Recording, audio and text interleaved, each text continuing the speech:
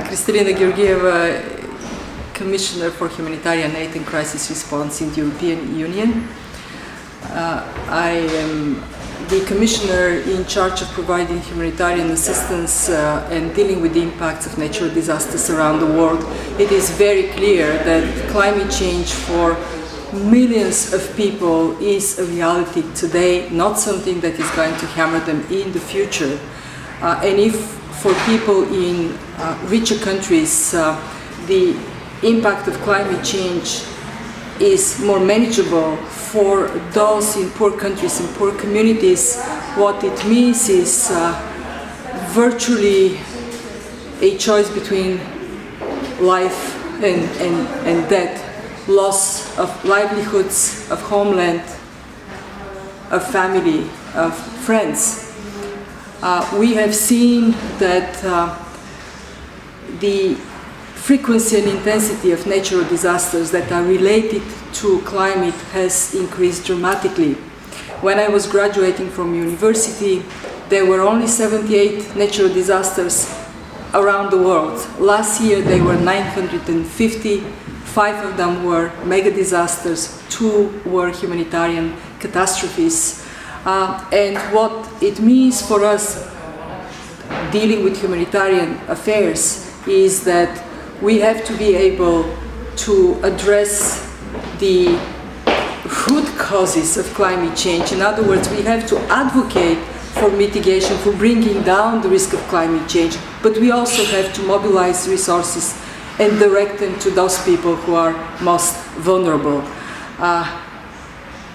When displacement happens, and unfortunately more and more this is the case, last year 42 million people were pushed out of their homes because of natural disasters. Then our job is not just to help, to make sure that we are helping those that are most vulnerable, women, children, elderly people. In the floods in Pakistan last year, I went from a camp to a camp to a camp, and there was no woman inside because women had to be out of public space.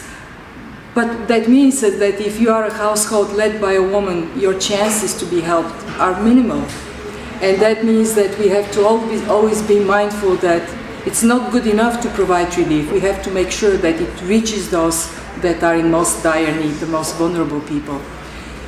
And also we have to work hard so displacement doesn't happen.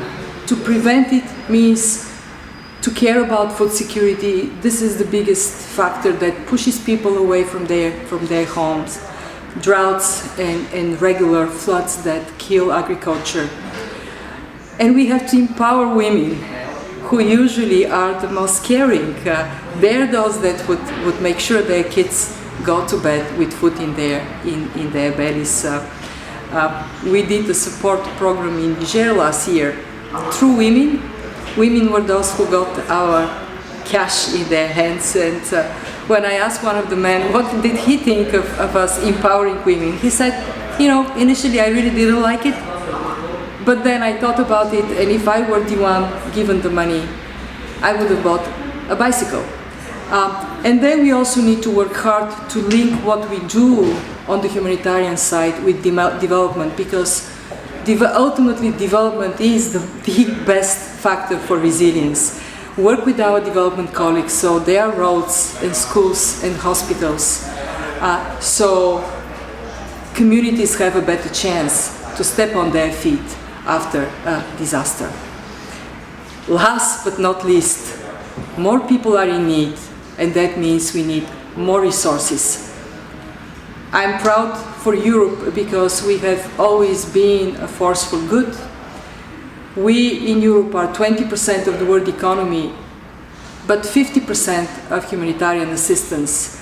And we have to continue to be generous to those in most dire need, and also call on emerging powers, on China and India and Russia and Brazil, because with more resources comes more responsibility, and only together we can make the future brighter for everybody, for people that are most at risk of climate change, for our kids, for our future. It was